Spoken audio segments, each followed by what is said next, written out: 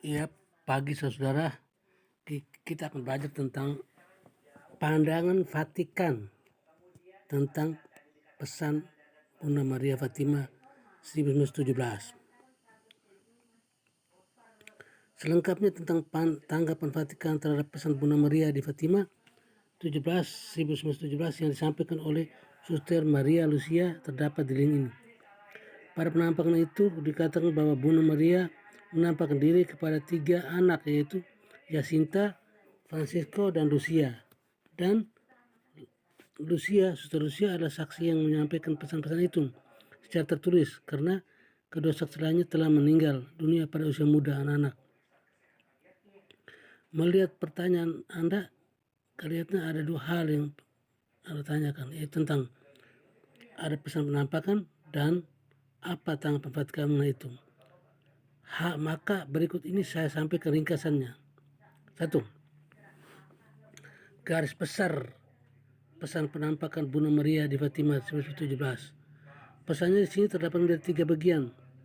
Pesan pertama dan kedua menggambarkan penglihatan tentang neraka, devosi kepada hati Maria yang tak bernoda, tentang perang dunia kedua, dan tentang prediksi tentang kerusakan yang diperbuat oleh Rusia kepada umat manusia dan penolakan terhadap iman Kristiani dan penerapan totalitarisme komunisme.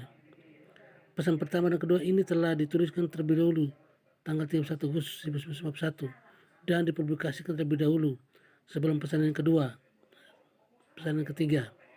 Sedangkan pesan yang ketiga yang ditulis oleh Suster Lucia tanggal 3 Januari 1944 atas perintah Uskup Leiria. Pesan rahasia ketiga ini dibawa ke hadapan Paus Yohanes Paulus ke-23 pada tahun 1959. Namun beliau memutuskan untuk tidak menyatakan secara publik. Demikian juga Paus Paulus ke-6. Namun Paus Paulus kedua setelah percobaan membunuh dirinya pada tanggal 13 Mei 1981 gagal, kemudian muncul untuk memberitahukan beberapa pesan secara publik yang dikenal sebagai The Third Secret of Fatima. Teks ketiga Fatima baru dipublikasikan tanggal 26 Juni tahun 2000 setelah diumumkan oleh Kardinal Angelo Sedono Asnan Papa Paus bahwa pesan ketiga tersebut akan diumumkan dalam waktu dekat. Pengumuman ini diadakan tanggal 13 Mei tahun 2000 pada hari beatifikasi Francisco dan Jacinta Marto. Tanggal 7 Juni 1981 Paus Yohanes Paulus pada perayaan Pentakosta mendoakan dan mengkonsekrasikan dunia kepada hati Bunda Maria yang tak bernoda, yang disebutkan sebagai Act of Entrustment. Memohon agar Bunda Maria menjaga dan mendoakan para umat beriman dan dunia. Maka pesan rahasia ketiga yang disampaikan di sini berkaitan dengan perkataan Bunda Maria yang memperingatkan akan apa yang terjadi jika manusia tidak bertobat dan mengindahkan pesan Bunda Maria. Maka Rusia akan menyebabkan faham sesatnya tentang komunisme.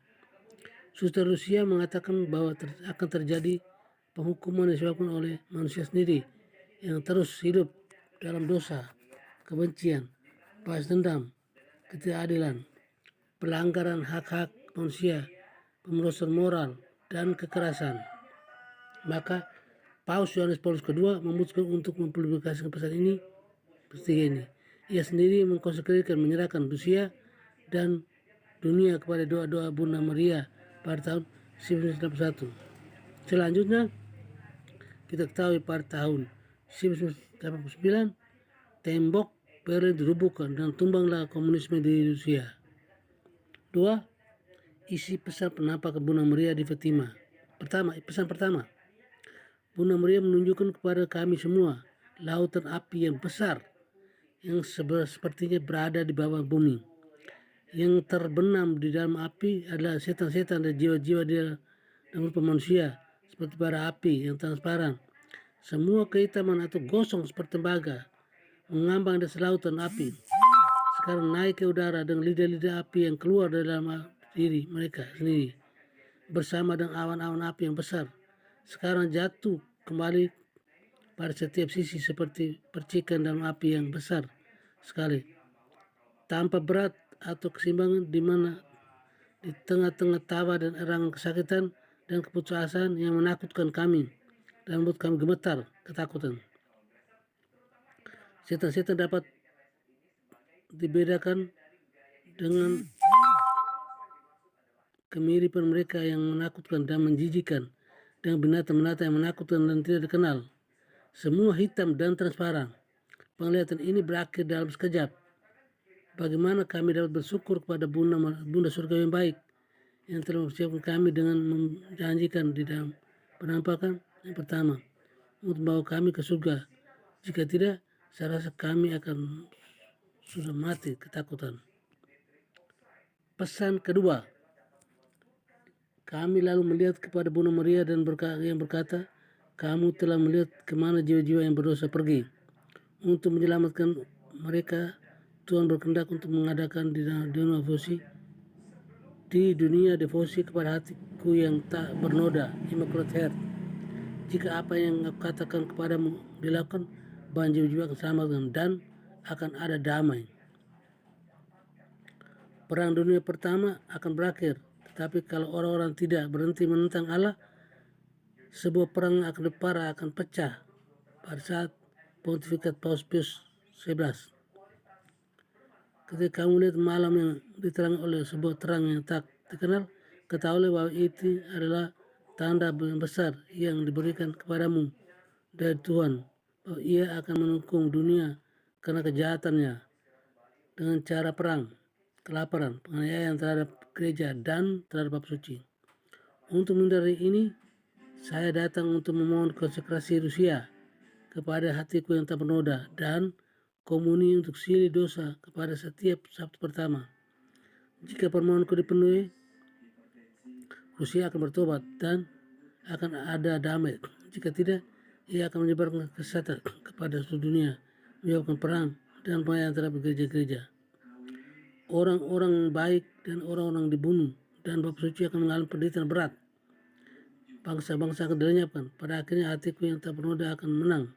Bab suci akan mengkonsekrasi Rusia kepadaku dan Rusia akan bertobat dan sebuah peluru damai akan diberikan pada dunia. Pesan ketiga, saya Suster Lucia menulis dalam ketaatan kepada Tuanku, kepada Engkau Tuanku yang memerintah kepadaku melalui Uskup Leria dan melalui bundaku yang tersuci dan bundaku tersuci dan bundaku. Setelah dua bagian telah kujelaskan di atas sebelah kiri Bunda Maria dan sedikit ke atas kami melihat seorang malaikat dengan sebuah pedang yang berapi di tangan kirinya mengkilat mengeluarkan lidah-lidah api yang terlihat seperti seolah-olah akan menyala dunia dengan api, tetapi lidah api itu akan mati bersentuh kemuliaan Bunda Maria yang terpancar kepadanya.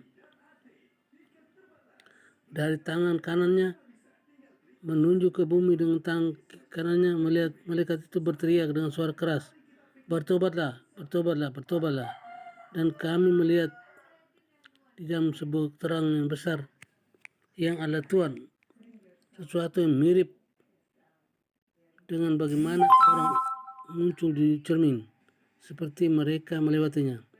Seorang uskup berpakaian putih, kami mempunyai kesan bahwa itu adalah bab suci. Uskup-uskup lain, para imam, kaum religius, laki-laki dan perempuan menanjak sebuah gunung yang terjal. Pada puncak terdapat sebuah salib yang besar dari batang pohon yang kasar ditebang seperti dari pohon perop. Sebelum sampai ke sana, Bapak Suci melewati sebuah kota yang besar. Seluruhnya hancur dan separuhnya gemetar.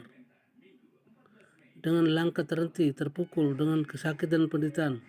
Ia berdoa bagi para jiwa dan jenazah yang temukan di jalan. Setelah sampai di puncak bukit, dengan berlutut pada kaki salib yang besar, ia dibunuh oleh sebuah kelompok prajurit yang menghujangnya dengan peluru-peluru dan panah terarah padanya. Dan dengan cara yang sama di sana, satu persatu wafatlah para uskup dan imam dan kaum religius laki-laki dan perempuan dan bermacam orang awam dari berbagai tingkatan dan posisi. Di bawah kedua lengan salib terdapat dua malaikat, masing-masing dengan wadah kristal di tangannya. Ini dipakai untuk mengumpulkan darah para martir dan dengan itu memerciki para jiwa yang sedang mengambil jalan menuju Allah. 3. Interpretasi pesan ketiga. Berikut ada ringkasan pembicaraan Archbishop Tarcisio Bertone, Sekretaris dari Congregation of the Doctrine of Faith yang diusul Paus untuk bertemu dengan Suster Lucia. Suster Lucia mengulang keyakinannya bahwa penglihatan tersebut terutama adalah mengenai pergolakan antara komunisme ateis melawan gereja dan umat Kristiani dan menjabar penderitaan para korban demi iman ini di abad ke-20. Figur sentral dari pesan terakhir ini menurut Suster Lucia adalah Bapak Paus. Meskipun para penglihatan itu tidak disebutkan siapa nama Paus yang dibunuh tersebut, maka ketika ia melihat Paus yang kedua ditembak di tahun 1981, ia segera teringat akan penglihatan tersebut yang dituliskan pada tahun 1944. Suster Lucia percaya, sama seperti yang dipercaya oleh Bapak Paus sendiri, bahwa it was a mother's hand that guided the bald path, and in his truth the Pope held at the threshold of that. John Paul II. Di akhir pertemuan, Suster Lucia menyatakan ketaatannya kepada Bapa Suci dan berharap agar tulisannya dapat membantu memimpin manusia, orang yang bermaksud baik, ke jalan menuju Tuhan. Dari hasil pertemuan data, pengumuman dibuat oleh Kardinal Angelo Sodano, Sekretaris Negara, Sekretaris of State. Ringkasnya adalah sebagai berikut. Nubuatan yang terdapat dalam pesan Fatima ini harus diinterpretasikan secara simbolis.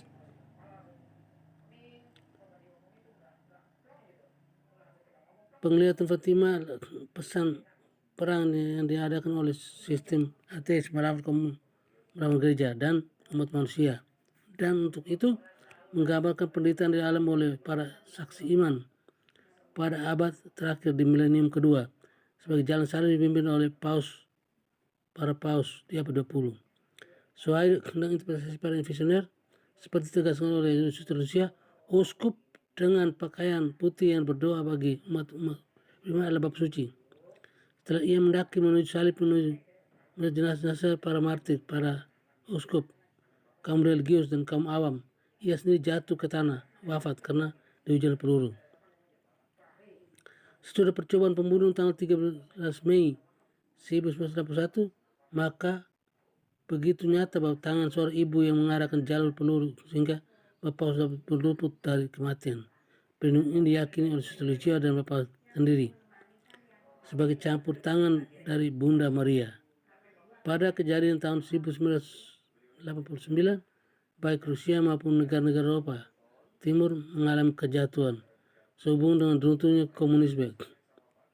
Untuk ini Bapak mengucapkan syukur kepada Bunda Maria, meskipun seolah kejadian tentang pesan rahasia ketiga dari Fatima merupakan hal yang lampau sudah terjadi, namun pesan Bunda Maria untuk pertobatan tetaplah sangat penting sekarang. Undangan Bunda Maria kepada pertobatan adalah pertama perwujudan perhatian keibuannya kepada keluarga besar umat manusia yang memerlukan pertobatan dan permohonan maaf. 4. Komentar teologis dari Joseph Cardinal Ratzinger, Prefect of the CDF. Perlu diketahui bahwa pesan Fatima ini termasuk dalam kategori wahyu pribadi yang seharusnya berbeda dengan wahyu publik. Wahyu publik sudah selesai dengan berakhirnya kitab Perjanjian Baru. Namun meskipun wahyu telah selesai, hal itu belum dibuat sepenuhnya secara eksplisit, maka tetaplah tertinggal pada iman Kristiani untuk berangsur-angsur menangkap makna pentingnya secara penuh di sepanjang abad. Ini sesuai dengan perkataan Yesus, masih banyak hal yang harus kukatakan kepadamu, tapi sekarang kamu belum dapat menanggungnya. Tetapi apabila ia datang, itu roh benar, ia akan memimpin kamu ke dalam seluruh kebenaran. Sebab ia tidak akan berkata-kata dari diri sendiri, tetapi segala sesuatu dengannya itulah yang akan dikatakannya, dan ia akan memberitakan kepadamu hal-hal yang akan datang. Ia akan memuliakan aku, sebab ia akan memberitakan kepadamu apa yang diterimanya daripadaku. Katekisme nomor 7 mengajarkan vayu pribadi itu tidak termasuk dalam perbendaharaan iman. Bukanlah tugas mereka vayu pribadi untuk menyempurnakan vayu Kristus yang definitif atau yang melengkapinya, melainkan membantu supaya orang dapat menghayatinya lebih dalam lagi tentang vayu tertentu. Jadi, oke, sekian, terima kasih.